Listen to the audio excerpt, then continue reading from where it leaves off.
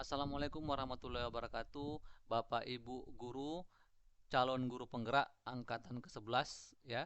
Kali ini channel Eva Fripat akan membahas 8 kompetensi yang digali asesor saat wawancara. Sekarang mungkin memang masih jadwal simulasi mengajar, tapi dalam waktu dekat teman-teman akan menghadapi tes atau seleksi wawancara, sehingga sangat penting untuk teman-teman mempelajari 8 kompetensi yang ditanyakan. Oke, jadi pada tahap 2 ini, seleksi tahap 2 ya, itu biasa disingkat dengan SMWW ya. Kenapa? Karena semua yang tahap kedua itu akan melewati tahapan simulasi mengajar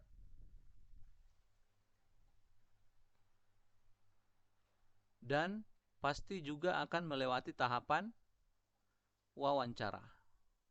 Nah, sehingga penting untuk mempersiapkan wawancara ini setelah simulasi mengajar gitu. Nah, di wawancara ini sering saya katakan bahwa wawancara ini itu adalah menggali kompetensi pribadi.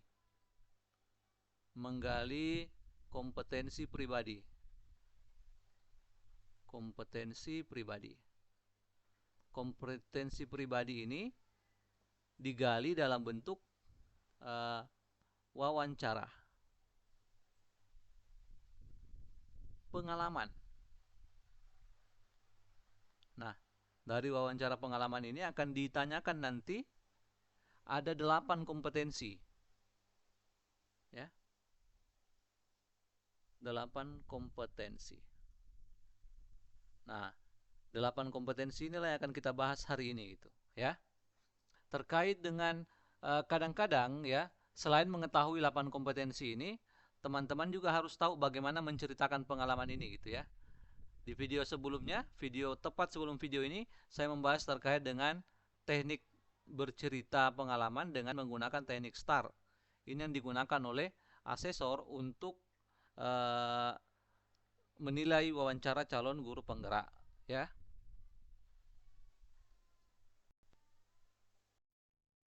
Oke. Jadi ada suatu teknik cara bercerita pengalaman dengan menggunakan STAR ya. Silakan nanti dicek video terkait STAR ini di deskripsi ya. Nah, sekarang kita akan fokus membahas 8 kompetensi ini. Jadi kompetensi yang pertama itu adalah kompetensi yang disebut dengan misi dan tujuan. Nah, pada kompetensi ini apa yang ingin didengar oleh asesor? Itu adalah asesor itu ingin mendengar bahwa kita itu satu. Ya. Kita itu harus menceritakan sebuah pengalaman yang menunjukkan bahwa kita itu sudah menetapkan diri hidup sebagai pengajar. Sebagai pengajar. Ya. Yang kedua, kita itu memiliki panggilan hidup sebagai pengajar. Memiliki panggilan hidup sebagai pengajar. Hidup sebagai pengajar. Ini bisa dibuktikan dengan kalau saya contohnya ya. Contoh pengalaman yang menunjukkan bahwa kita itu menetapkan diri hidup sebagai pengajar. Misalkan, contohnya adalah sudah 5 tahun honorer. Ya, tidak cari pekerjaan lain, tidak kerja yang lain. Nah, itu kan menunjukkan bahwa kita sudah menetapkan diri sebagai pengajar gitu. Kemudian ini juga sekaligus panggilan hidup sebagai pengajar ya, sudah 5 tahun honorer, tidak kerja yang lain ya, atau juga tidak pernah mendaftar pekerjaan lain, tidak pernah daftar yang lain ya, daftar yang lain. Honorer gajinya kecil ya, tapi tetap bertahan, boleh juga seperti itu. Kemudian yang ketiga adalah contohnya ya, adalah memiliki kelebihan sebagai seorang pengajar. Kelebihan sebagai pengajar.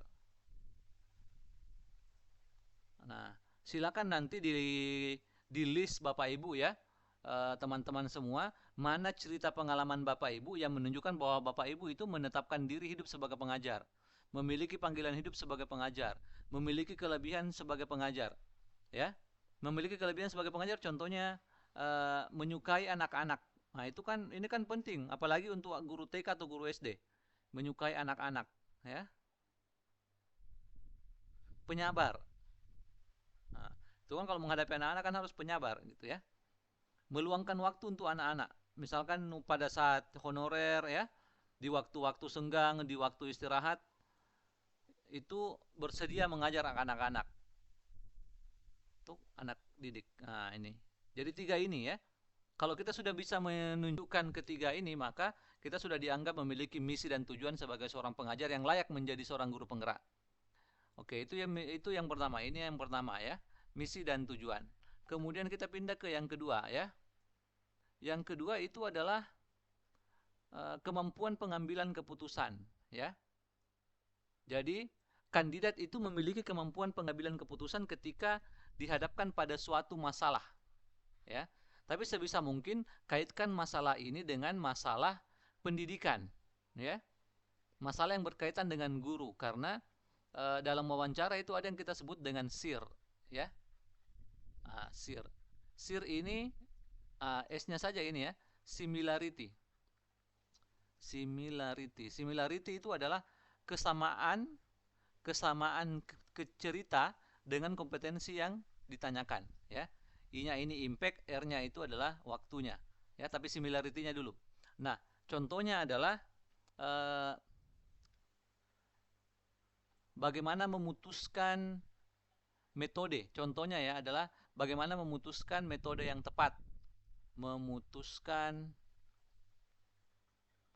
metode yang tepat dalam mengajar. Metode atau model ya yang tepat dalam mengajar. Nah, apa saja pertimbangannya? Nah, dalam mengajar. Misalkan pertimbangannya ya, yang dinilai ya, itu misalkan adalah meminta pendapat orang lain. Misalkan guru senior, meminta pendapat guru senior, ya. Ini yang cocok untuk materi ini atau siswa seperti ini, itu metode yang mana atau model pembelajaran yang mana, seperti itu. Kemudian menyesuaikan dengan karakteristik. Menyesuaikan karakteristik peserta didik. Karakteristik peserta didik, ya. Kemudian juga mencari informasi. Mencari informasi maksudnya adalah metode ini kelemahannya apa, kelebihannya apa, apakah sesuai dengan materinya, apakah sesuai dengan peserta didiknya, seperti itu. Kemudian juga menganalisis peluang, ada ya, menganalisis peluang, ada peluang dan risiko ya, dan risiko. Misalkan kalau menentukan metode ya, metode atau model lah ya, menentukan metode atau model pembelajaran yang tepat dalam mengajar ya. Ya, risikonya kan bisa waktunya tidak cukup kalau pemilihan model misalkan project based atau case method ya, itu kan susah. Ya, jadi ada juga peluang, ada risiko gitu ya. Nah, seperti itu. Itu untuk pengambilan keputusan ya. Itu yang kedua. Kemudian yang ketiga itu adalah memulai tindakan. Memulai tindakan ini adalah ketika ada masalah, bagaimana kandidat bisa langsung memulai atau initiating action, bagaimana menyelesaikan masalah itu, ya. Ini yang ingin dilihat ini di sini yang pertama adalah kandidat itu cepat tanggap kalau ada masalah. Kandidat cepat tanggap. Ketika ada masalah di sekolah, maka dia cepat tanggap. Misalkan ya, banyak sampah yang menumpuk. Nah, dia kemudian mengusulkan ada bank sampah. Nah, itu cepat tanggap. Kemudian berperan, mengambil peran. Jadi bukan hanya memberikan ide atau inovasi, mengambil peran ya dalam ide. Ya, ini juga tadi ya, memberikan inovasi. Memberikan inovasi atau ide. Inovasi atau ide. Yang keempat itu adalah melebihi syarat. melebihi ekspektasi lah ya, ekspektasi atau syarat yang diberikan, yang diberikan. Nah, ini adalah initiating action atau memulai tindakan ya. Jadi ini adalah kompetensi yang ketiga yang harus ditunjukkan oleh kandidat. Ya, seperti itu. Jadi pengalamannya boleh apa saja, yang jelas harus muncul dalam pengalaman itu bahwa kandidat cepat tanggap, kemudian mengambil peran, kemudian memberikan ide atau inovasi, kemudian hasil kerjanya itu melebihi ekspektasi, seperti itu untuk memulai tindakan. Kemudian, nah ini juga sangat penting yang keempat ya. Yang keempat itu adalah membangun kerjasama positif. Jadi sebagai seorang guru, itu bukan hanya bekerja sendiri, tapi bisa membangun kerjasama yang positif. Boleh antar sesama guru, boleh dengan orang tua, boleh dengan misalkan peserta pengurus OSIS, ya, dan boleh juga pihak luar sekolah. Nah itu terserah. Silakan dicek Bapak Ibu pengalamannya yang mana. Sesuaikan pengalaman, jangan mengarang sekali lagi ya. Sesuaikan pengalaman Bapak Ibu. Kalau Bapak Ibu mengarang, asesor kemungkinan besar akan tahu karena mereka sudah dibekali ilmunya, ya. Jadi, tapi yang harus kelihatan di sini kalau ketika kita membangun kerjasama adalah yang pertama itu adalah kandidat itu kelihatan dalam cerita itu, kandidat mencari peluang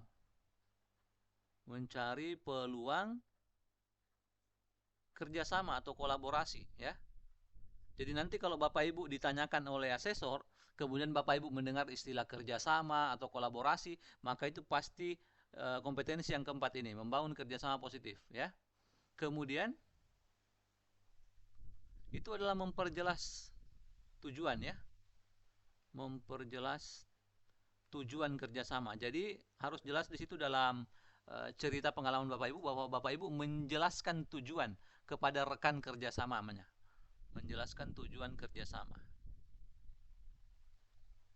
Jadi bukan tadi hanya mencari, ini yang ketiga adalah mempertahankan, ya, mempertahankan kolaborasi. Kemudian yang keempat adalah jadi setelah mencari peluang, memperjelas tujuan, mempertahankan kolaborasi, itu melibatkan pihak terkait dalam kerjasama itu, ya, melibatkan pihak terkait. Melibatkan pihak terkait tentu saja ya dengan siapa kita bekerja sama, bukan kita bekerja sendiri, tapi kita libatkan orang-orang itu, ya. Jadi pokoknya bagaimanalah caranya kita menjelaskan bagaimana kerjasama yang baik itu. Nah, itu yang keempat. Kemudian yang kelima adalah coaching atau pembimbingan, ya. Ini yang sering salah kandidat ketika membahas pembimbingan, karena ini berbeda dengan pembelajaran biasa gitu ya. Jadi di sini itu harus yang pertama itu adalah jelas ekspektasi. Apa yang ingin dicapai dari pembimbingan itu, dari pembelajaran itu, ya. Jelas ekspektasi antara pembimbing, ya, pembimbing dengan yang dibimbing.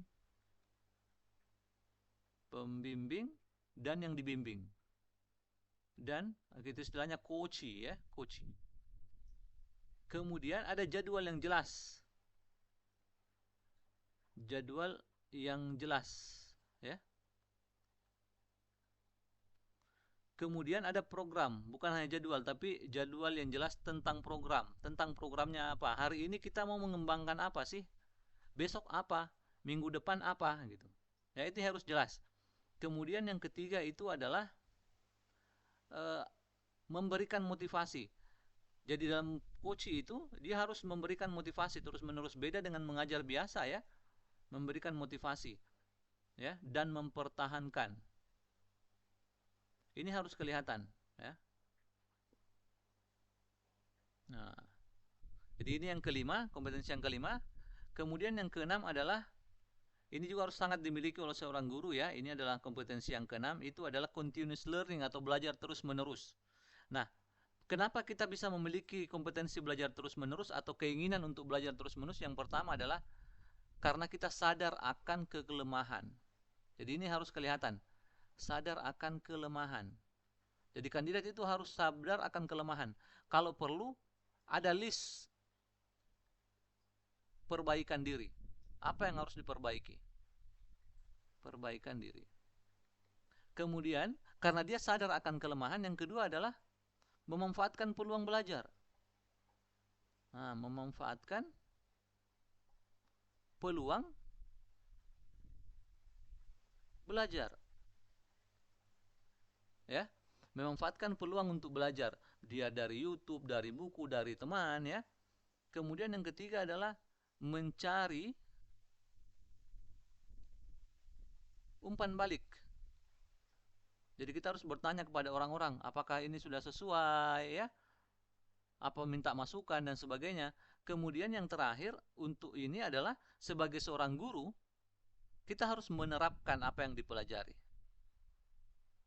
Menerapkan apa yang sudah dipelajari, ya, dalam kelas. Jadi kita harus menerapkan apa yang sudah dipelajari dalam kelas kita gitu, ya. Kemudian yang ketujuh adalah daya juang. Kompetensi daya juang ini atau kompetensi yang disebut juga kompetensi resilience, ya. Bagaimana kita terus bangkit. Nah, ini jadi sehingga yang pertama adalah terus berupaya. Jadi kalau kita gagal, maka kita terus berupaya dan mencoba. Nah, bagaimana kita tahu bahwa kompetensi yang ditanyakan? Biasanya ini, kalau kompetensi ini terkait dengan kegagalan. Kegagalan, ya. Jadi kalau asesmennya sudah bicara terkait dengan kegagalan, maka itu kemungkinan besar dia bertanya terkait dengan kompetensi daya juang. Jadi yang pertama adalah terus berupaya dan mencoba, kemudian memfokuskan energi, ya. Memfokuskan energi. Tetap fokus, ya. Tetap fokus. Kemudian berusaha terus, ya. Jadi silakan saja nanti dicari, ya. Misalkan di angkatan 5 sudah tidak lolos guru penggerak, mencoba lagi angkatan 7, mencoba lagi angkatan 8, angkatan 9, ya. Itu seterusnya, itu sudah menunjukkan daya juang yang tinggi. Kemudian yang terakhir adalah kematangan etika atau ethical maturity istilahnya, kematangan etika, kedewasaan etika atau kedewasaan emosi. Nah, ini kaitannya kalau kita dihadapkan pada pelanggaran etika, ya. Pelanggaran etika. Kita melihat atau kita diminta untuk melakukan itu. Nah, yang pertama adalah yang kita lakukan adalah teguh pada pendirian. Teguh pada pendirian. Sebagai seorang guru yang baik, kita harus menantang pelanggaran etika, ya. Kemudian bertindak sesuai perkataan. Sesuai perkataan. Kalau kita berkatakan A, maka tetap A. Kalau kita tidak setuju dengan perbuatan tidak baik atau melanggar etika, maka kita harus tetap tidak setuju. Kemudian adalah sadar akan kekuatan dan kelemahan. Kekuatan dan kelemahan. Dan yang keempat atau yang terakhir untuk kompetensi kematangan emosi itu adalah memegang teguh nilai, ya. Memegang teguh nilai dan moral. Nilai dan moral. Ya. Jadi baik, itu dia 8 kompetensi yang akan ditanyakan dalam wawancara calon guru penggerak. Semoga video ini bermanfaat. Terima kasih banyak. Dan untuk teman-teman yang kira-kira ingin menanyakan sesuatu atau ingin dibuatkan videonya, silakan disampaikan di kolom komentar. Terima kasih banyak. Assalamualaikum warahmatullahi wabarakatuh.